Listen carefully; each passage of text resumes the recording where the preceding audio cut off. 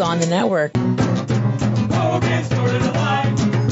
Hogan started alive. Give me a hell yeah! Ladies and gentlemen, children of all ages, each generation X proudly brings to you its WWF Tag Team Championship.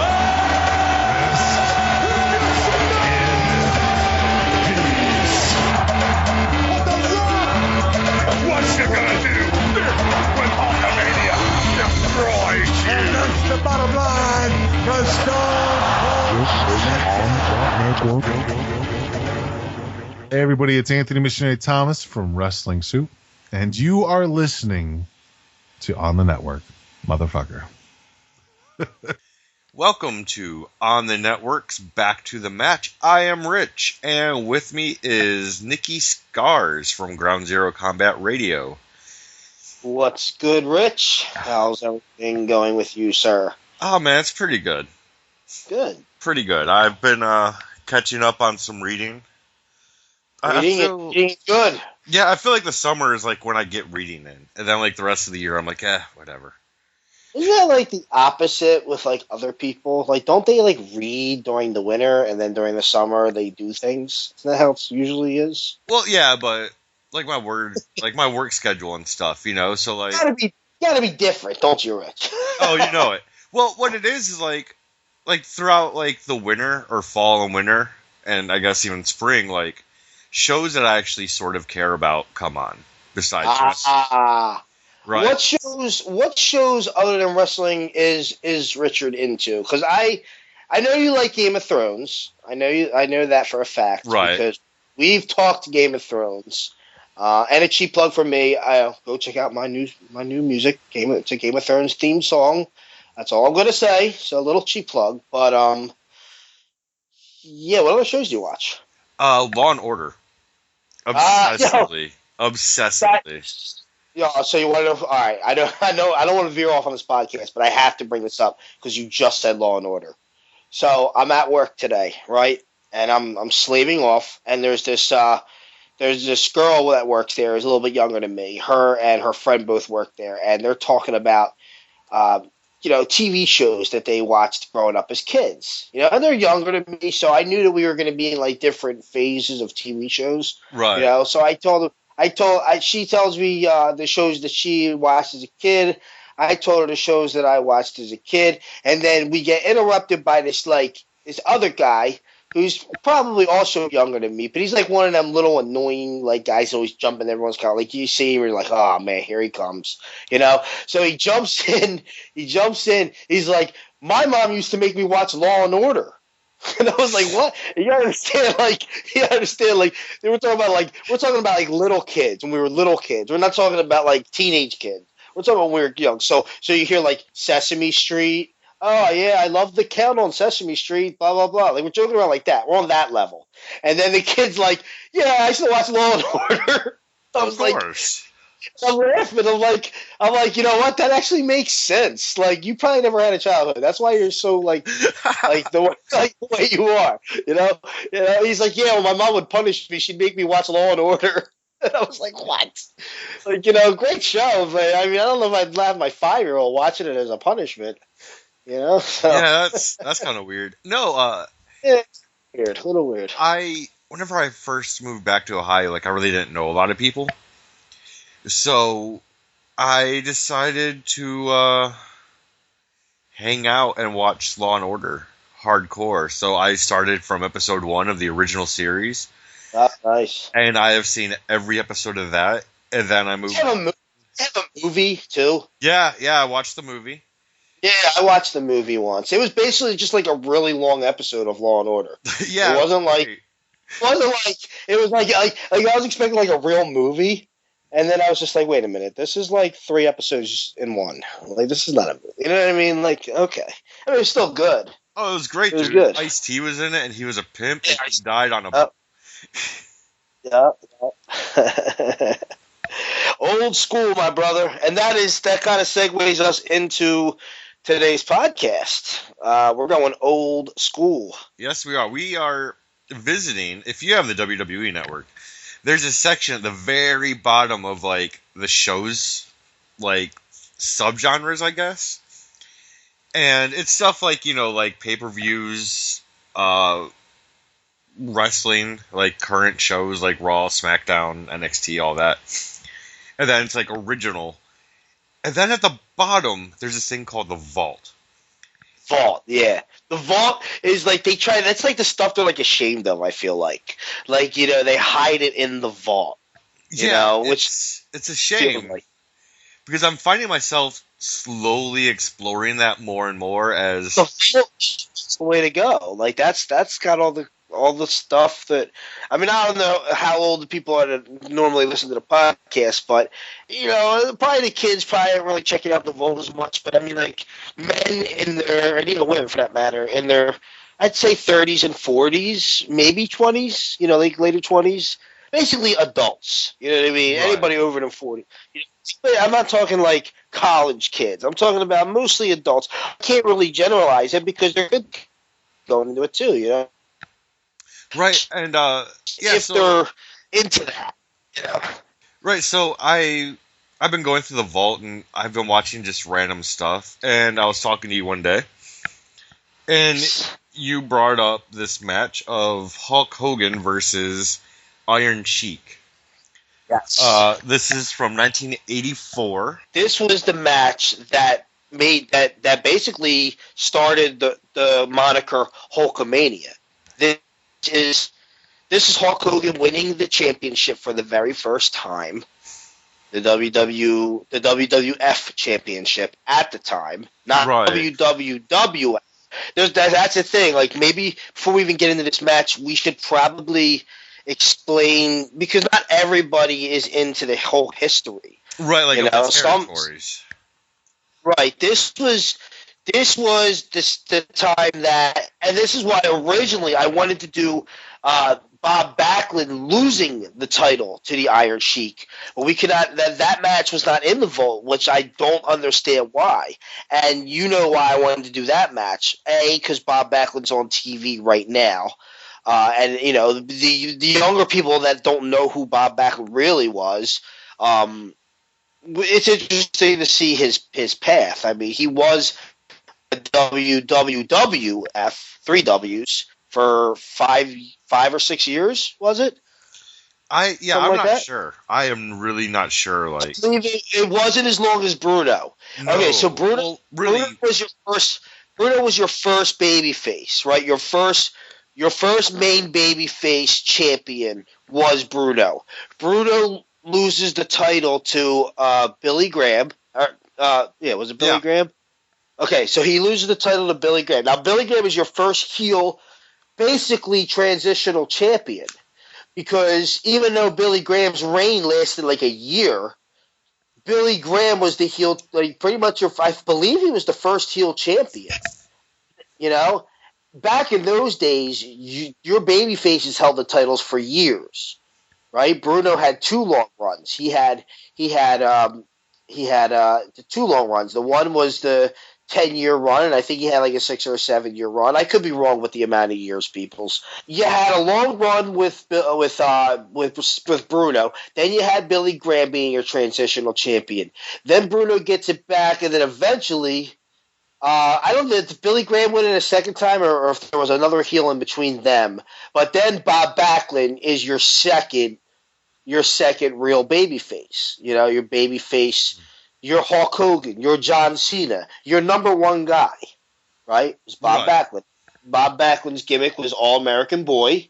Now he's Crazy Old Man, but before he was All-American Boy, and he held that title for a long time. And an interesting thing I wanted to bring up on the podcast, Rich, which I don't think I told you because I know you don't follow the history as much, but it was planned out that Billy Graham, and I saw this on a it was a kayfabe commentary shoot video. Okay.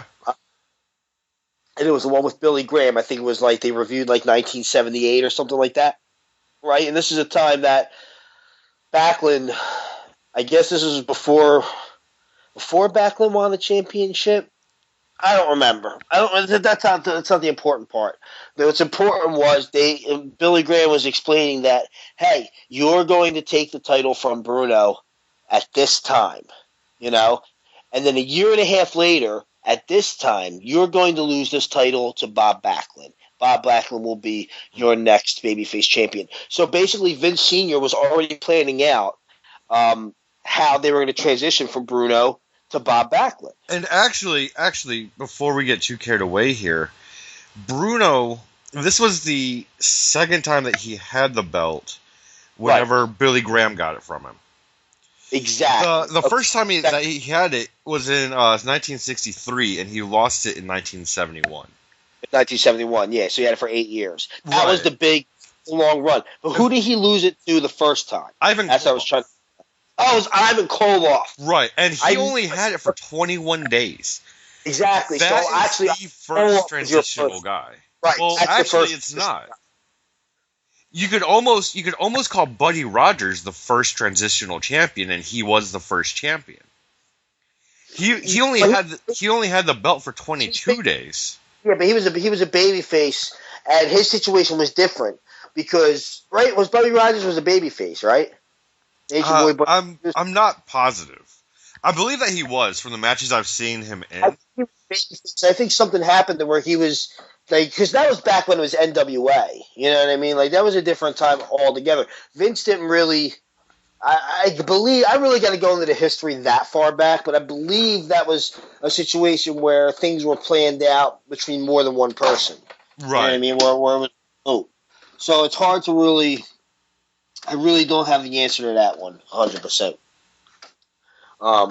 But since the point that we're trying to make, peoples, is back in those days you had a long babyface champion for years, not months, not weeks. I mean, yeah, you hear about a 21 title range, but that was the transitional champions that would have people. You would lose the title if you were a number one guy, if you were the guy, if you were the keeper of the company, if you had the brass ring, if you were I don't know, what do they call him? The guy. If you were the guy, if we want to talk Roman Reigns right now, I'm the guy. So the guy was Bruno Sammartino, right? Mm-hmm. The next guy, Backlund. In between Bruno's two reigns was Ivan Koloff. And if I remember correctly, the reason why Ivan Koloff even won that title originally was Bruno wanted time off. It wasn't even a situation. In fact, now I remember Bruno wanted time off, and they needed a different champion. Actually, between Backlund and Backlund, it was Antonio Inoki. But that's not recognized. Right, like that was like a 6-day thing, and then after that, it was vacated. Yeah, exactly. That's I was going to get into that, but that is actually a non-recognized title, believe it or not. Even though Antonio Inoki did win it, it's still not recognized if you go to the record books. Why that is, I'm not really sure. It would be something that would be kind of cool to ask, like your Dave Meltzers or somebody like that, like someone that's really in the business that could give us these types of answers. I think I did hear the story once, but it was just a while ago. Well, what it was he won it, like, that was like that weird time, like whenever they were trying stuff out in Japan, if I remember correctly, and he got it. What year was that? He had it. That was 70s, right? Yeah, it was like 79.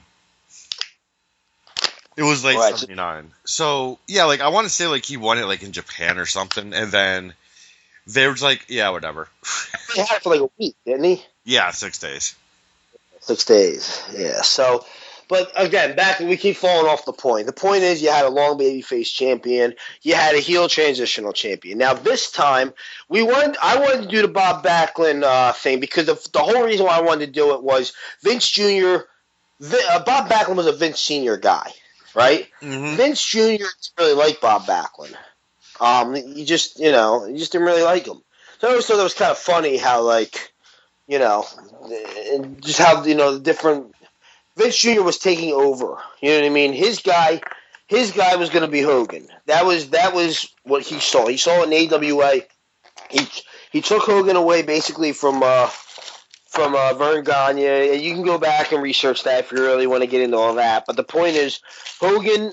Now remember, Hogan also did work for Vince's dad in the WWF. Right. even before this time. But then Hogan did Rocky 3. Vince McMahon Jr. saw the smartness in adding celebrities, as we know throughout history with WrestleManias and everything else, rock and roll wrestling. He wanted to use celebrities. Vince Sr. did not, which is why they didn't end up getting Andy Kaufman, which is why Memphis got Andy Kaufman for Jerry Lawler. Originally, Andy Kaufman tried to go to Vince Sr. Right. I don't know if you knew that or not, but basically, Vince Sr. fires Hogan because Hogan did Rocky 3, and Vince Sr. didn't want nothing to do with that, right? Back in those days, wrestling was wrestling, and that was it. You know what I mean? You're giving away the business, which is what Vince basically did. So they had different philosophies. But the point is, Vince Jr. was taking over at this time. Backlund's time was ending anyway. We're in the 80s at this point. Backlund is Backlund, you know. Yes, he did come back in 94 for a real short run with the title, but that was more or less, he was the transitional champion back then. Right. You know? At this time, Hogan is going to be the guy that is going to take over, and we know what ended up happening with Hogan, what he ended up becoming, you know, and God bless him for what he did end up becoming, because he is the reason why wrestling, you know, became what it was. Even though he's kind of a weirdo now and he's racist and everything else, whatever, but you know, back then, you know, this was going to be their guy, the actor from Rocky 3, the guy that had the look. You know, to the young kids, this was John Cena before John Cena. To the older people, this is Hulk Hogan. You know? Right. And this is also something kind of interesting to note. Bob Backlund, last time he had the belt, was in 79. He lost it to the Iron Sheik. Bob Backlund had it for 1,470 days. Yeah. Hulk Hogan, on the other hand, had it for 1,474 days. Well, yeah, it's old. We want to break his record. Right. Well, you know? that's not even a record to break because Bruno still has it. Exactly. But maybe it was a WWF thing as compared to a WWF thing. Just like how they use with the tag teams today, how New Day is the longest running tag team, blah blah blah blah crap. But really, it's who is it? Demolition. Demolition is the real. Oddly, the belt that we have right now, the belt that Dean Ambrose has, is the exact same title as Buddy Rogers in 1963. Really? Yes. Yeah, I thought Dean Ambrose had a WWE looking title. Yeah, it's the WWE looking one, but it's the same title. I'll have to give that a look. I didn't know that. Yeah, it's the WWE World Championship. I'll have to give it. And what they did was they pretty much combined, from what it looks like, is they combined the World Heavyweight title, right, in with this. I'll have to do the comparison. Yeah, well, I'm looking at it right now. Okay, right. So on January 23rd, 1984, this old school match, it was actually filmed for Madison Square Garden Television. I don't really know the name of the channel. Before you get into the actual match, there's one other thing I wanted you to talk about before you get into the actual match. Okay. Explain the Iron Sheik. Because this is the transitional guy. This is what I was trying to build up to. This is the transitional guy who took it from Backlund, only to lose it a month later to Hogan. This is your first. Now, this is an Olympian, right? Right. Now, you guys probably know that Iron Sheik is the crazy old man who curses everybody out and everything. Before that, before he was a junkie, before he was a disaster, he was an Olympian. Was he a gold medalist? I think he was a gold medalist. He was also Mr. What is it? The weight, Mr. Universe or whatever. You know, he was one of them. You know, he hung out with like Arnold Schwarzenegger and all them. Like the Iron Sheik was a very famous Olympian. You know, like this guy, and he is from Iran. He was today would be Rusev would have this gimmick. But he was basically your heel from a different country, your foreign heel back then. Right. You know. Now he's like a funny guy, and you know he barely can move, and you know people, you know he makes you laugh basically. But back then, he was very hated. You know, to give him the title, to lose to Hogan, just to give him that title for those 3 weeks, people were flipping their lids off, brother. You know? Yeah. Well, actually, he pretty much had it for the month of February. He had it for 28 days. Right. From December to January. Now, the one thing that I find interesting about Iron Sheik was his finishing move was the Cobra Clutch. Of course. And what's interesting to me about that is whenever I think of Cobra Clutch, I really don't think of Iron Sheik, but I think of Sergeant Slaughter. Well, now, you remember when Sergeant Slaughter was basically supposed to be a nemesis of Iron Sheik. You know what I mean? You remember they had their feuds, you know, and then remember when Slaughter turned heel. Oh yeah, he became the Iraq sympathizer. Exactly, and he was with the Iron Sheik at that time. Right. And this is when America was at war with Iraq the first time. Right, and what's also interesting about this is Iron Sheik actually disowned Iran during this period. I'm pretty sure that was all just part of the work or whatever. Yeah.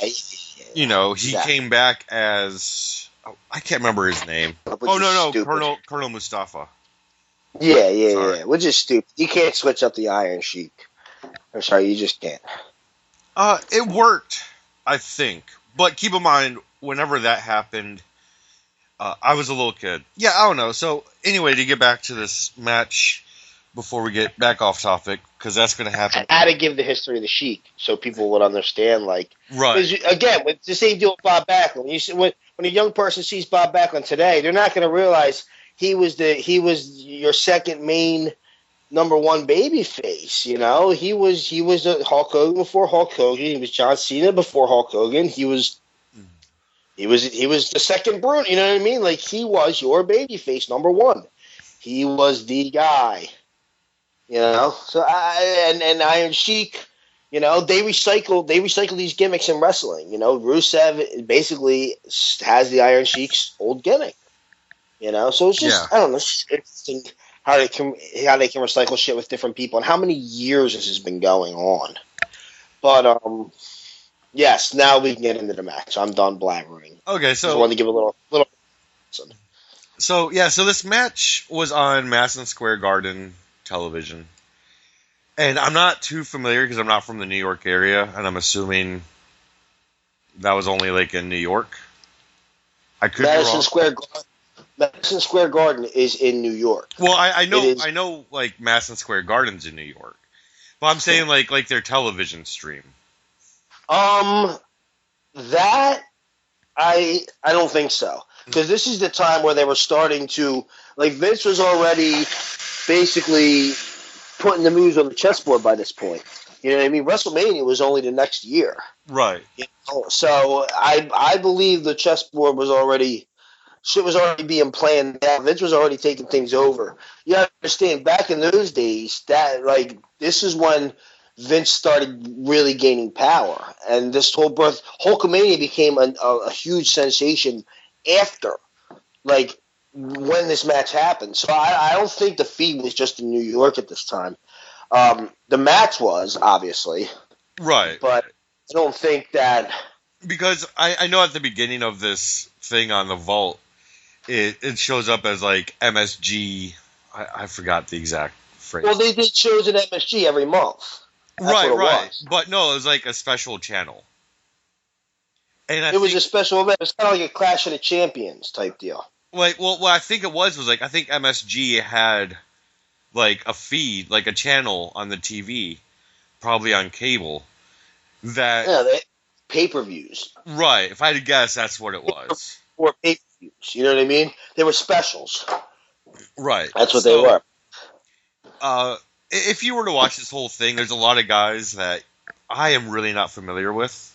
Well, I didn't get a chance to watch it, like between coming home from work and now. I did watch it a while ago, so you gotta throw me names so I can tell you who they are. I couldn't even tell you because like I wasn't taking notes on the rest of the thing. Well, you gotta understand, like this again was a time where territories were turning into what the WWF like was, turning into a monopoly. Exactly. But So you had people from different territories back in those days. You know what I mean? Even Dusty Rhodes right. for Vince's dad before he went back. You know, because remember, the WWF was part of the NWA. Right, You know, and they got rid of the third W in the 79, what I believe. like, Maybe when Vince took 78. over. And they When did Vince that took whenever over. they dropped out of NWA. Exactly. To get to the beginning of this thing, the Iron Sheik's manager is none other than Glassy. Right. Who is, to those who don't know, Classy Freddie Blassie is, you know, he's he really should be on a short list of Mount Rushmores of your greatest managers ever. You're going to put, you know, in the days of today, you'll put Paul Heyman in that category. You'll put Bobby Heenan in that category. But you should not ever forget Classy Freddie Blassie. Exactly. Because really, He was the originator, really. Yeah, that's what I was going to say. It's like if you were to go back and you were to like watch his history, he would always set it up. I want to say it was in the Memphis territory where he would have one match a year. Right. And what he would do is like an entire year he would just go out and be a heel manager and just get all of this heat from the audience. And then he would go in and he would do this, you know, one match and he would purposely lose. Whatever. Now, he was a wrestler first before a manager, right? I'm not positive. You know what? I'm making my food, but I'm running upstairs to pull up. I don't think I can do it on my phone while I'm on the phone. I'm running upstairs to my computer right now to pull up this match on what do you call it? On Google. On Google real quick, just on Wikipedia. Thank you. Yeah. So basically, he does some talking. Sheik does some talking. Pretty much, Blassie's sitting there and he's telling, you know, Mean Gene Okerlund. He's like, "Oh, you know, I've had the Iron Sheik train against guys that are 7 feet tall. Like this Hulk Hogan, he's not going to, you know, do anything to him." All right, from Madison Square Garden, ladies and gentlemen, Ayatollah Freddie Blassie, you are living out a lifelong dream right now in your stable, the world's heavyweight champion, the Iron Sheik. But the test of his career just moments away here at Madison Square Garden. In other words, they pulled a 96er on us. Here we were prepared for Bob Backlund, and they snuck this pencil neck geek in on us. Well, I guarantee his size means no difference, nothing to us, because I've been having the Iron Sheik training and sparring with fellas 6'9", 6'10", and I guarantee you, the camel clutch has worked on them, and I know it'll work on Hulk Hogan. I really enjoyed that segment, almost more than the match, to be honest with you, because the match itself, it's not a horrible match. I've seen a lot worse. It's not a barn burner either. I mean, this right. It's not even about the match so much. This was about thing is about. This is about the moment, and this is about what everything became after this moment. I pulled up, as I was trying to call you back, I pulled up the day, January 23rd, 1984. There is a what do you call it? Like, you know, back in this day history type deal, and this website is history.com. So this is actually like part of the History Channel. Right. Like for this, when you are on the History Channel, this pops up as something of importance that happened on that day. Right. So I think that's pretty interesting.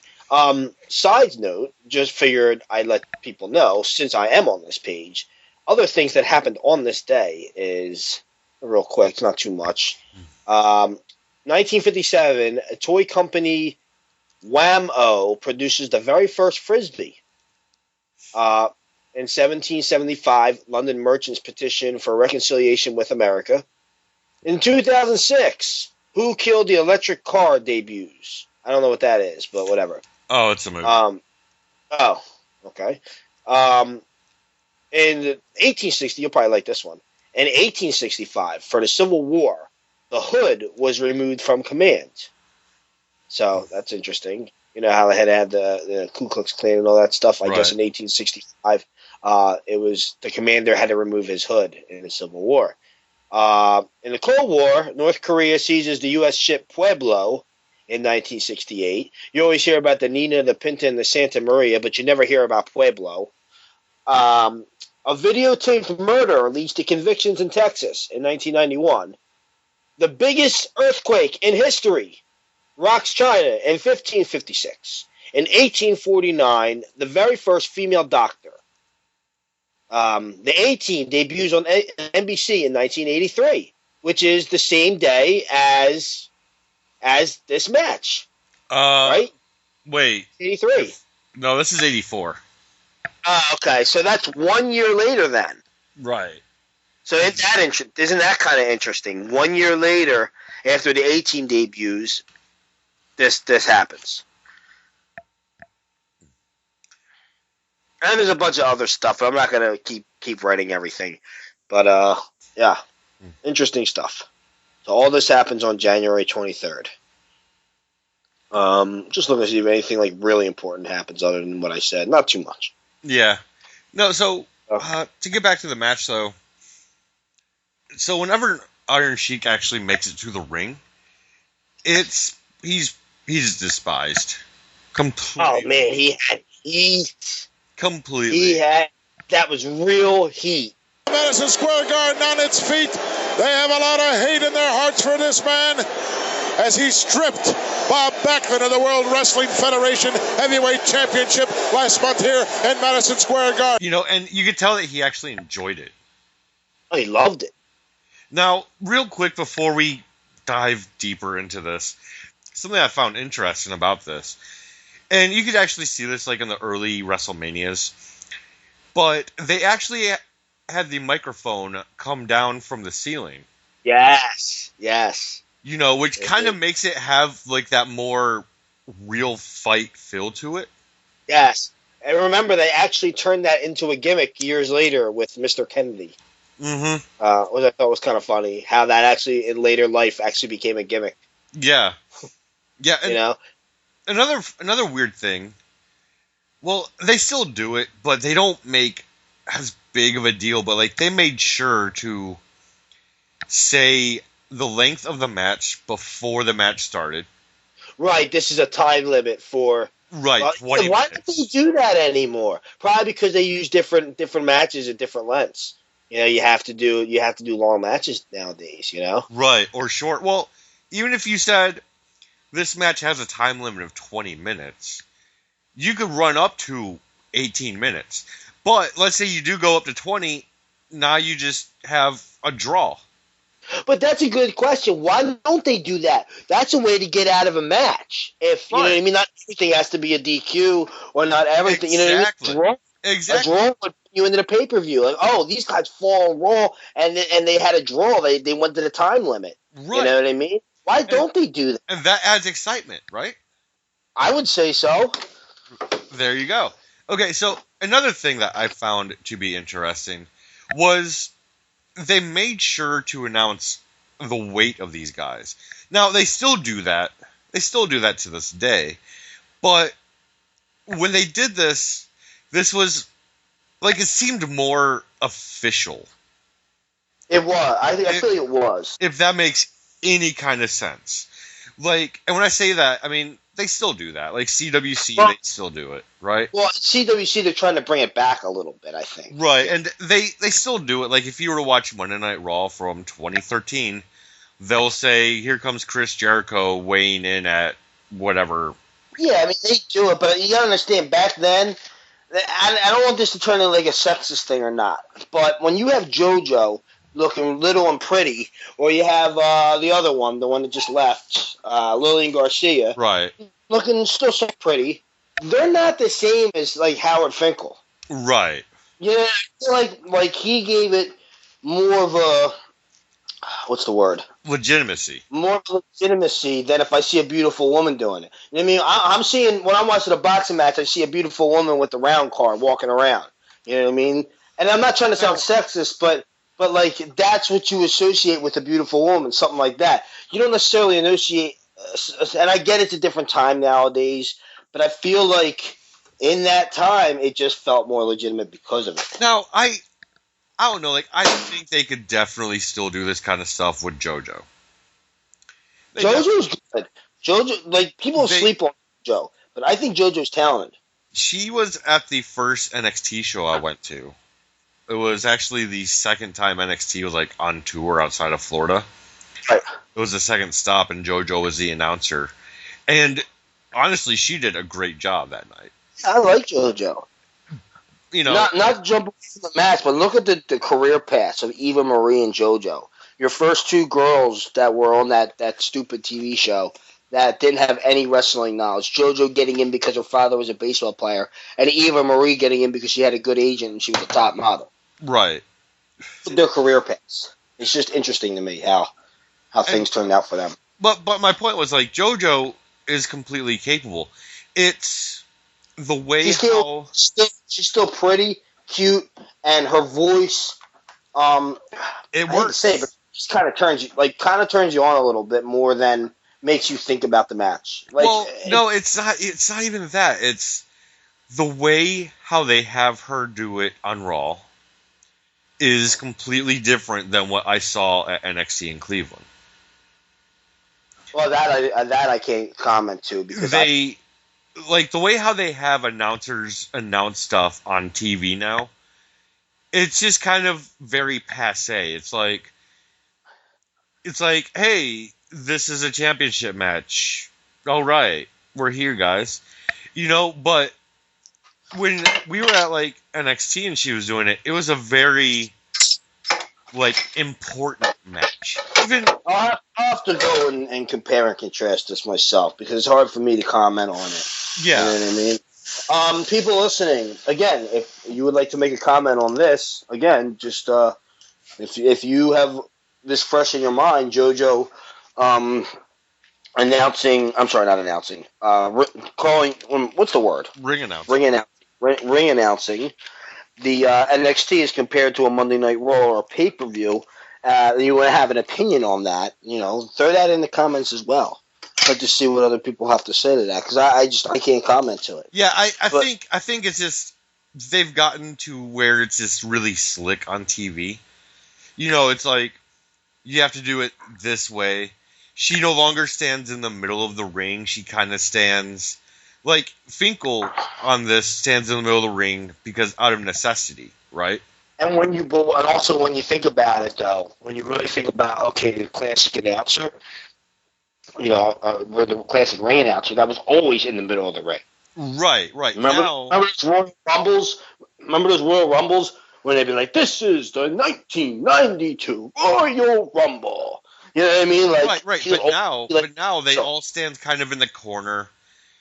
Sometimes they don't even go in the ring. Yeah, well, that's just changing shit up. You know, like they But these little things notice right away. What I'm saying is that definitely changes the effect of standing in the middle of the ring where it looks more official.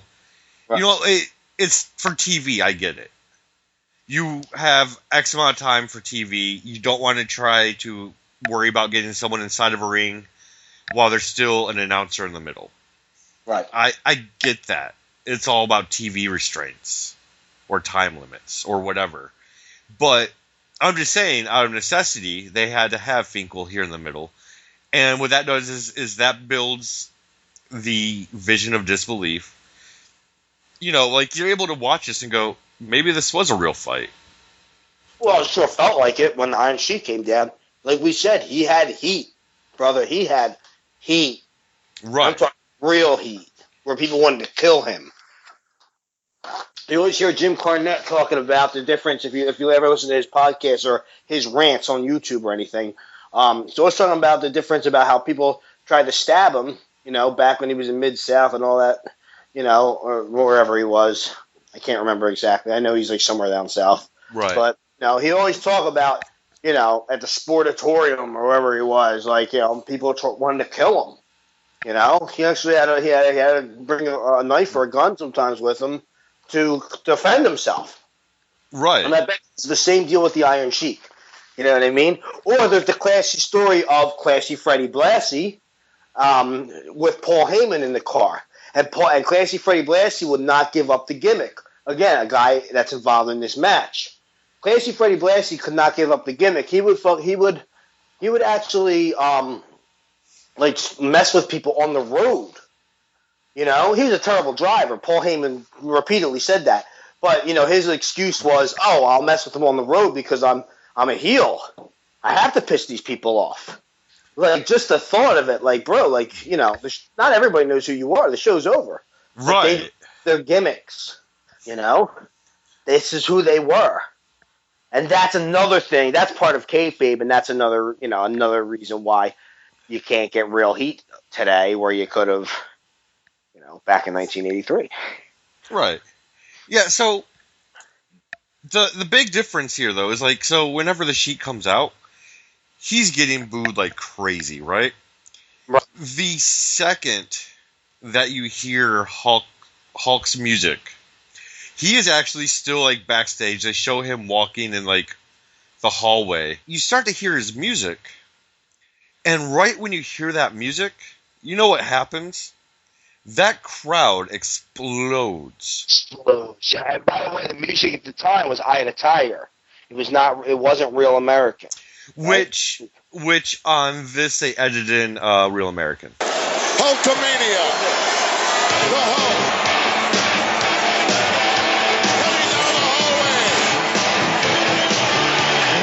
Running down the hallway. He is enormous.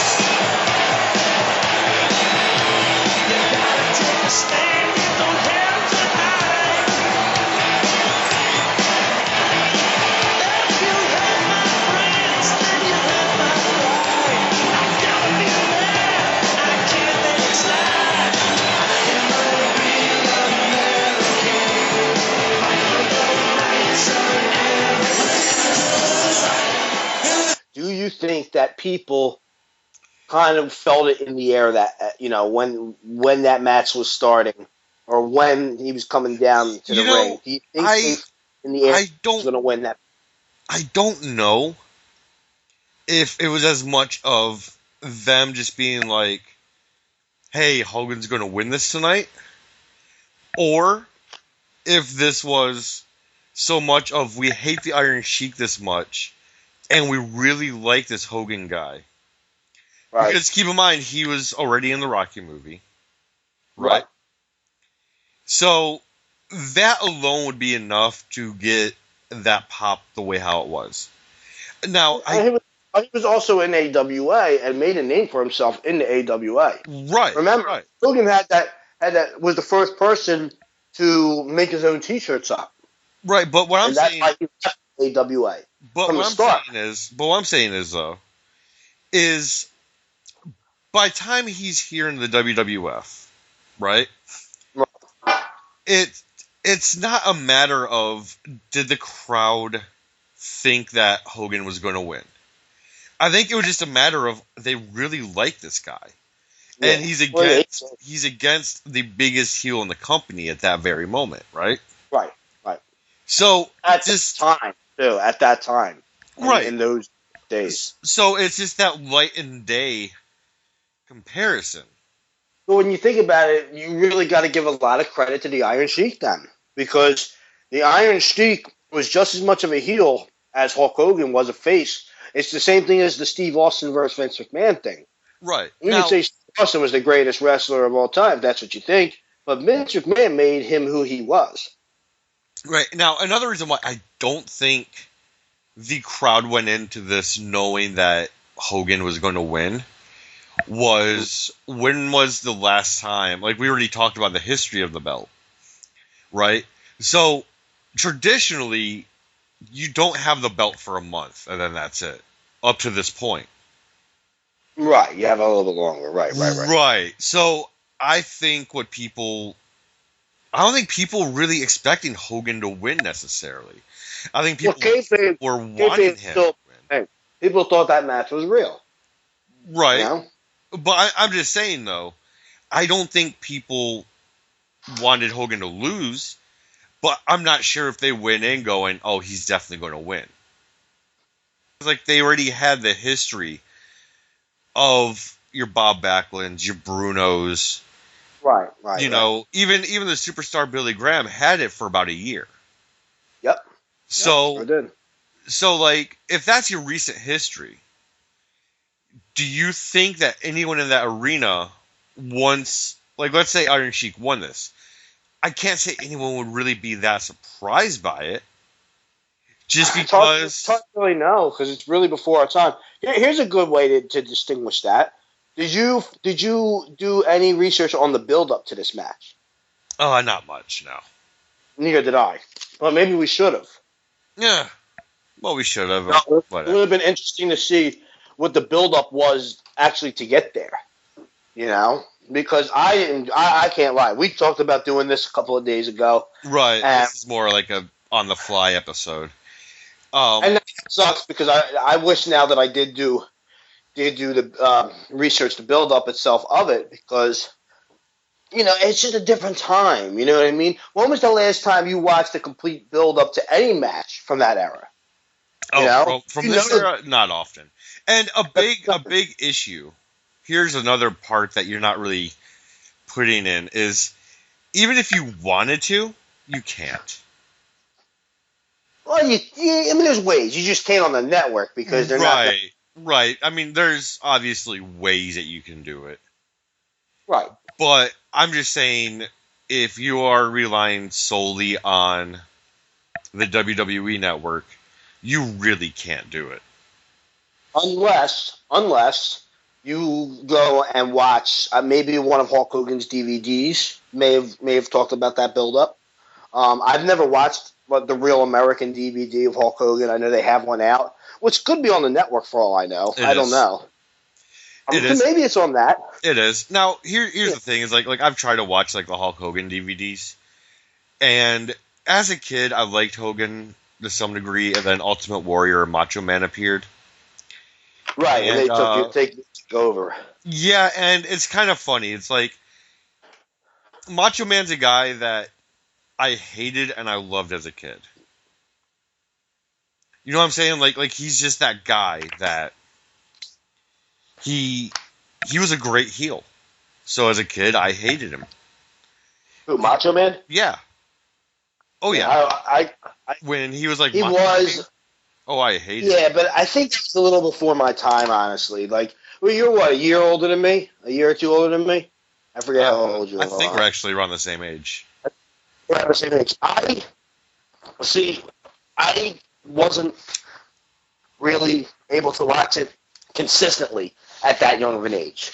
Like, if I would catch it on TV, then I was, like, in awe of it. Right. If I got a chance to go read the magazine, I was in awe of what was going on in the magazine, because the magazine was very key to my childhood. Oh, yeah, and they would help build storylines in the magazine. Exactly. Yeah. Right now, what I would do as a kid was I would ride my bike up to the library. Whenever I saw a new magazine cover on the WWF Superstars in the morning, Saturday morning, I would ride my bike up to the library and I would rent that magazine. See, you were already ahead of me because, like, I didn't even know what day Superstars would come on. Like, I never really knew. It's like if I caught it, then I caught it.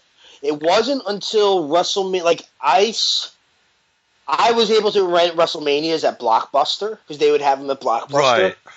Right. But it wasn't until I'd have to say WrestleMania 9, so where I was really, really like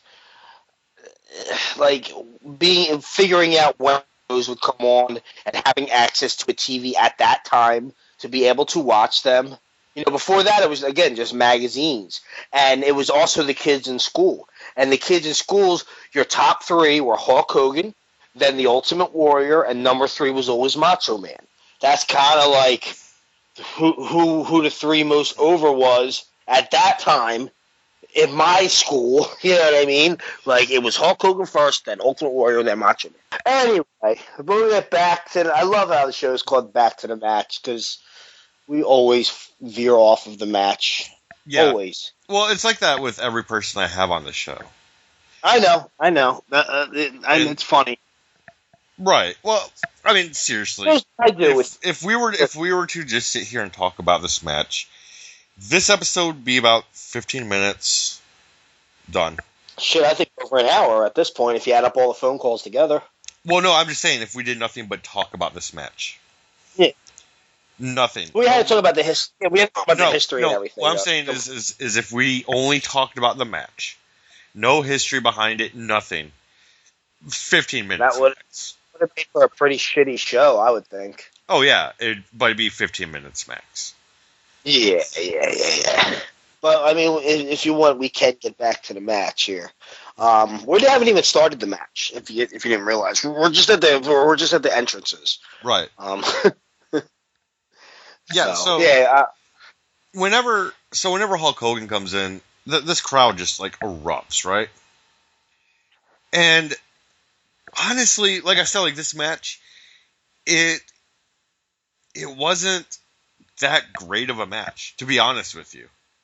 It wasn't supposed to be. I've watched this match about 5 times, if not more. But it's a lot of rest holds and stuff like that. You know, it's not like it's. This is something else that's also rather awkward. So this is the main event, right? Yeah, this is for the title. Right. So what does the main event mean? That's the last match, right? Last match, of course. This is not the last match. No? No. There's still a Jimmy Snuka match, and then another match. I didn't know it wasn't the last match. I never watched the full the full show. Right. Know? Yeah. No, it's not the last match. The only thing that's important is that match. I wonder why they would do that. Why not? Because that's weird. I don't know. It is title match. It is. I know today, the days of today, they don't do it, but think about it this way. Because like a lot of parents took their kids to these things, right? Oh, kids had to go to sleep or something? That's what I'm thinking is do you want kids to have a chance to see Hulk Hogan and think about your future endeavors? What time of the night was the match? I mean, they still never do a show past 11 o'clock. They never did. Right, but it was a different time. That's a little weird to me. Come on. You pay your tickets. Pay your tickets. It's the only thing that makes sense to me. Well, they don't always make sense. Maybe Hulk Hogan had other plans. He had shit to do after the show or something. You know? Well, what they did throughout the rest of this, because real quick, let's just talk about the match, and then I'll talk about the aftermath. Okay. So what they did with this match, basically the high points. For me, there was only actually maybe 2 high points in this match. The first high point is whenever Iron Sheik goes and he gets Hogan in a Cobra Clutch, and Hogan almost does a no-sell. Yeah. Well, Hulk Hogan, that's actually the very first. It's funny you bring that up, but when he escaped, I know eventually he escapes the Cobra Clutch, right? He is the first man supposedly to have escaped it. So for him to do a no-sell, that's a real dickhead move. Right. You know? Like when I say no-sell, he sold it, sort of, but it's Hulk Hogan. Yeah, that's my point. It's Hulk Hogan. He's already an asshole. He hasn't even gotten the title yet. Right, and he knows what's going to happen. So, but basically, the way how this thing starts is just Hogan just attacks. This is actually kind of funny. It's kind of like a heel move. Right, he wrestles heel, doesn't he? Yeah. Hulk Hogan was the biggest heel. You remember that Royal Rumble where he got eliminated and he got mad and eliminated somebody, whoever it was? It was Sid. Sid eliminated him. Yeah, that was Royal Rumble 92. Yeah. Hulk Hogan's a... Yeah, so what happens is right before the match starts, Iron Sheik is taking off his garb, right? Like, how he comes out and... Yeah. His coming out robe or whatever. Looking real chicish, yes. Right. And as he's doing that, Hogan just runs up. So Sheik is in mid-takeoff, sleeve of this thing. And Hogan just starts beating him up. Yeah, he's a heel. It's ridiculous. And then he starts choking him with it. And then after that, Hogan comes back. Iron Sheik is still not really doing much. Hogan even does an eye rake, which is a heel move. All right, why is he such a heel? Think about that, though. You have this guy who is the ultimate babyface. If you are to think of modern wrestling, and when I think of modern wrestling, I kind of think 80s to now. Well, yeah. Because that's really... You think of modern wrestling, you think of this match till now. This is the match that started it. Yeah, but I don't think of this match necessarily. That's the problem. And that is the problem. You don't think of this particular match. I think... But it is the match that started Hulkamania. It did, but when I think of, like... What is the famous last words? I know we're not up to that part in the match yet, but after Hulk Hogan wins the title and the announcer says the famous words, what does he say? Oh, I just watched this. I can't even tell you, man. Hulkamania is running wild. He says that, but no, he says that everyone here is suffering from Hulkamania. Yeah, something like that. But you know what I'm trying to say. The entire wrestling world will be suffering from Hulkamania, I'm sure. Oh, I'm sure. Yeah, no, but he says suffering. That is not a good thing. But that is like, that's an important moment. Again, it's very much about the moment. It's just a very funny thing for the announcers to agree that everyone will be suffering of Hulkamania. By the way, who was announcing that night? Gorilla Monsoon, right? And someone else. Was it not Jesse? Was it Jesse Ventura? No, it was. No, Jesse was still wrestling during this. Jesse was still wrestling. Yeah, well, I don't know why I thought it was Jesse Ventura. I remember him too as a kid. Who? Jesse Ventura. Yeah. Yeah. Classic. You always knew he was a little bit of a nut job, but he definitely turned into one. So pretty much, Hogan, he fights as a heel, right? Right.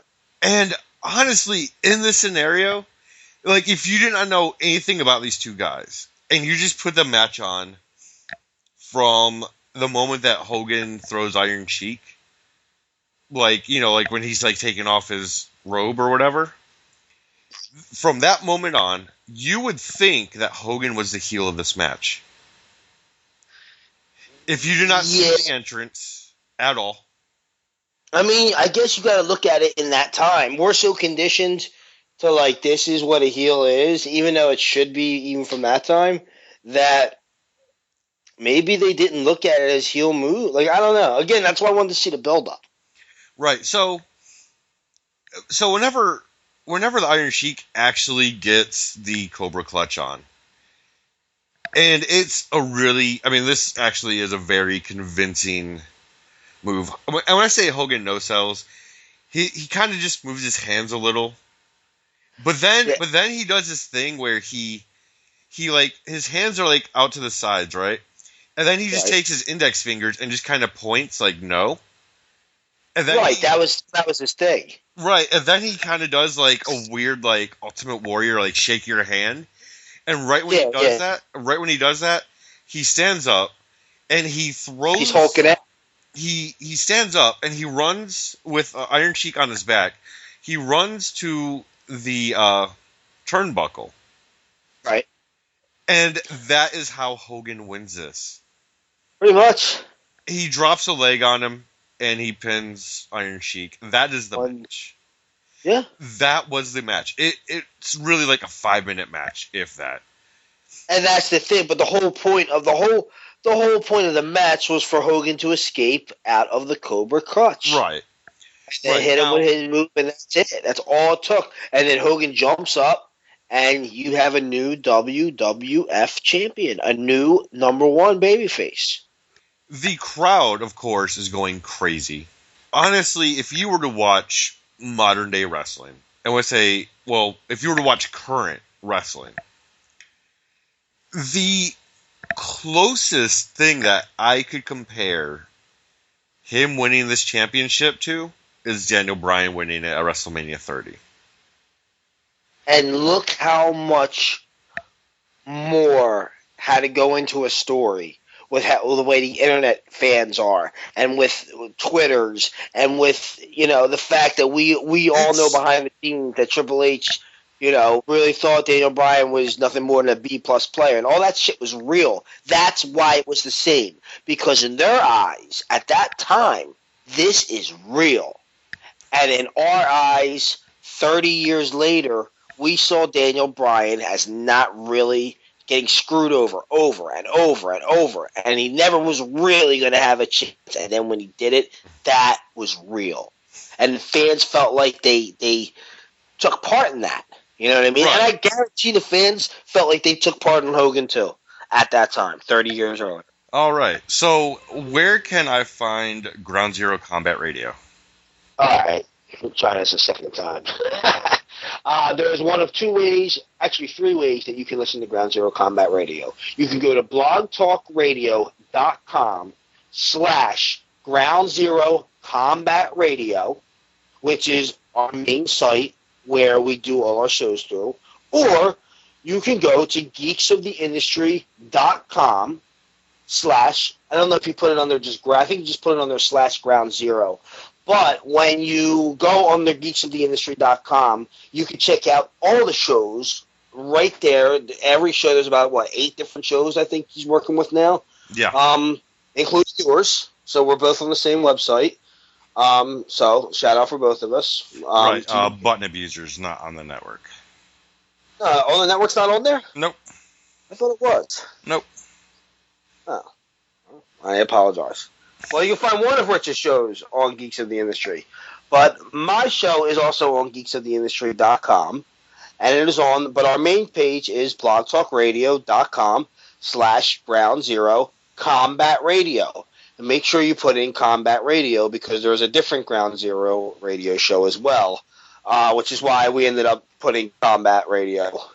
Now, I know about the other Ground Zero show, and I rather enjoy it. Yeah, I listen to it too, actually, and it is pretty good.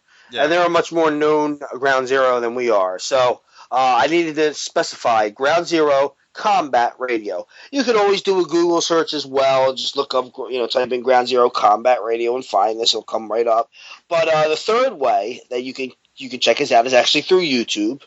And doing it that way will pull up. There are full-length shows actually on the YouTube page, such as specialty shows, such as our mock draft that we did before they actually had the draft, and that was with Joseph Feeney from Creative Control, which is another podcast altogether. And he actually interviews different people in the business. He's actually involved in the business himself. It's a good show to get into. I definitely suggest it. But I did a little what's the word, compilation show between the two of us. So we did the mock draft. So that's on the YouTube. And also there's other clips throughout the shows, basically all the way from episode 1 to this episode. I'm sure we'll even take clips and put clips on, on the YouTube page. So if you want to just listen to 3 to 5 minute clips, 1 minute clips, 10-minute clips, you can always go on the YouTube. And there's 100 and some videos on there of different clips of the shows. But to listen to the full-length shows, the main page, again, one last time, is blogtalkradio.com/Ground Zero Combat Radio or geeksoftheindustry.com. Just click the link as soon as you go onto the main page. Look for Ground Zero. Boom. There's a picture right there. You click it, and that website has all the newest Ground Zero shows from episode 40 on.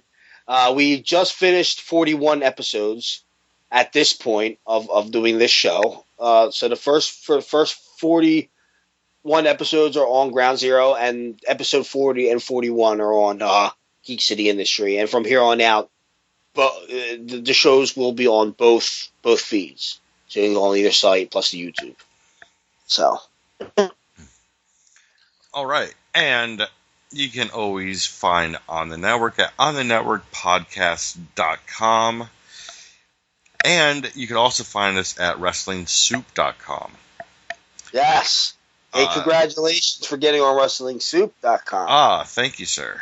Yes, I did go on WrestlingSoup.com and checked out your show through WrestlingSoup.com. I was very, very proud of you. We will put over Wrestling Soup and the Don Tony Kevin Castle show all day, every day on the Ground Zero Combat show, because they really are, to me, the influences. They got me started in podcasting from the start. So I just wanted to throw that out there. Shout out to both of those shows. I listen to both of them weekly, pretty much weekly every single week. I may miss a week here or there of one of them, but the shows I listen to are those two shows.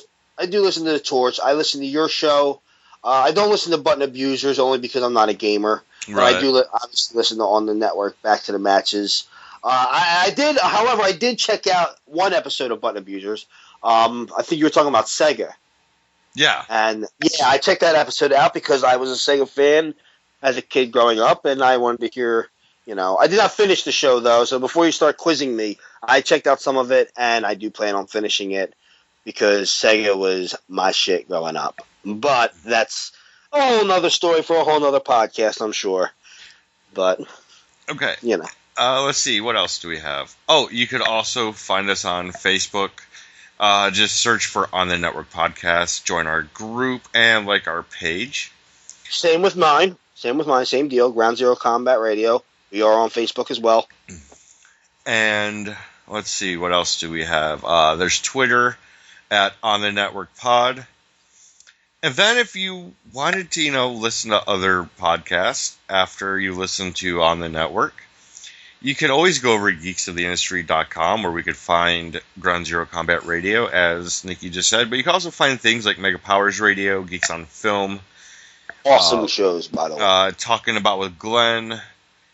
Which another show that I like. We got featured on that show, didn't we? Yeah. Yeah, that was. I had so much fun doing that show. Yeah, and I'm trying to think. I don't know. I hope. I know I just missed a show or two on there. Okay, so then if you were like, okay, well, I don't really want to listen to wrestling, and you want to listen to more movie stuff, Creature Features is over on geeksoftheindustry.com. So if you want to listen to more movie stuff, go ahead and check out BB and BC Podcast. Yeah, with Mike, Iris, and Mark. They talk about exploitation cult cinema. It's fun. Go check them out. And like always, go ahead, check out WrestlingSoup.com with Anthony Missionary Thomas and Joey Numbers. I believe that is it. I apologize if I missed. And Shell Shock Radio.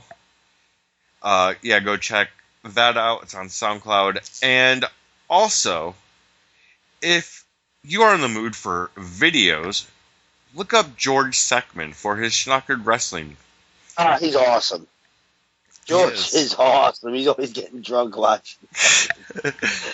And that's also, I'm sure, some of the listeners that are checking the show out have already heard an episode, because I am also putting his episodes in on our stream. Yes, he's a wild one. I love George. Yeah, so that's going to be, there'll be a new episode next week. I don't know which one I'm going to pull from his extensive catalog, but I have permission to take whatever I want from it and post it. Yeah, he's awesome, man. I love. He's very supportive as well. Yes.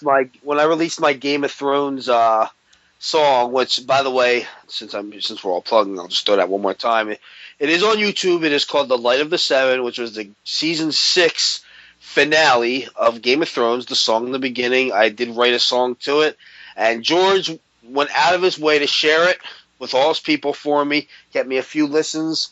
So I want to give him a big shout out for that. But if you are into the music, look up Nicky Scarz on YouTube as well. And if you would like to check out some of the comedy stuff, I'm doing stand-up comedy. I can tell you this, Richard. I'm doing stand-up comedy show in September, which I plan on recording from beginning to end and probably posting on YouTube. It's a local show, but I'll be doing some stand-up comedy. And I do the Nicky Live series, which is basically Nicky Live series is Facebook Live videos of me basically talking about anything I want to talk about, which is not really about wrestling, by the way, but some of it can get pretty funny, and then you do get the people commenting in basically with whatever I'm talking about. There are 7 episodes right now, and yeah, I think that's it for my plugs, but I figure throw 'em there. And also, while you're on YouTube, go ahead and check out Beer and Song of the Day with Joshua Baker. He does a daily video series where he has a very precise formula to what he does, and it works time and time again. He will play music in the background, and it's just a nice party atmosphere. So yeah, go check out Beer and Song of the Day with Joshua Baker. Other than that, I believe we are done here. So thank you for coming on, sir. Thank you for having me, and please, we gotta have less time in between times that I'm doing these shows with you. You know, like I love reviewing the art of pro wrestling in any way, whether it be a weekly show or whether it be you on my show, me on your show, or we do one of these back to the match shows. They're always a good time, Rich, and I want to thank you